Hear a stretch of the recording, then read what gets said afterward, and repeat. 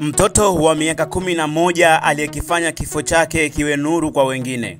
Katika tukio la kusikitisha lakini lenye kuibua matumaini, madaktari walionekana wakipiga magoti na kuinama kwa heshima mbele ya mwili wa Liang Yaoi, mtoto wa miaka 11 kutoka Shenzhen, China, ambaye alifariki dunia kutokana na uvimbe wa ubongo mnamo Juni 6 mwaka 2014. Tatizo lilianza siku ambayo alienda kuripoti shuleni. Akiwa shuleni anacheza na wenzake, ghafla alisikia kizunguzungu na kudondoka chini. Alivyoinuka hali ya kutembea haikuwa sawa, hivyo akawa ameshindwa kutembea na akapelekwa hospitali. Vipimo vikasema kwamba tayari alikuwa na uvimbe kwenye ubongo na ilikuwa ni kansa.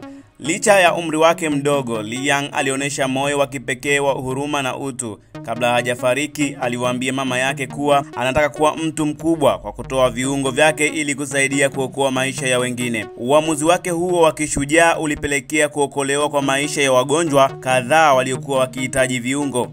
Tendo hilo lililoleta simanzi na mshangao mkubwa duniani kote, ikiwa ni mfano hai wa jinsi hata maisha mafupi yanaweza kuacha alama isiyofutika. Hii itabaki kuwa swali kwa wazazi wa Bongo na wazazi wa Afrika. Je, unaweza ukaruhusu mwanao akafanya kitu kama hichi? Japo kuna wengi walimshauri mama yake na Liang Yaoi kwamba pengine mtoto huyu alisoma hadithi tu za shuleni ambazo danganya kwamba akifanya hivyo ataweza kuishi mara ya pili, kwa sababu ilikuwa ni kama ndoto yake.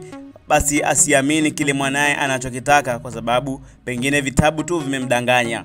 Lakini mama alipenda kumsikiliza mwanae na akaamua afanye hivyo. Mtoto huyo aliweza kutoa baadhi ya viungo vyake kama vile figo, ini, na kuweza kuokoa uhai wa baadhi ya watu. Kitendo hichi kikamfanya mtoto huyo kuwa shujaa, na ndio maana madaktari siku ambayo aliweza kuaga dunia walisujudu kwa heshima, kwa maana ya kwamba alifanya jambo lisilosahaulika. Mimi ni Steven Kamili. Usiache kusubscribe, kulike, comment na kushare ili uwe wa kwanza kupata updates na makala kama hizi.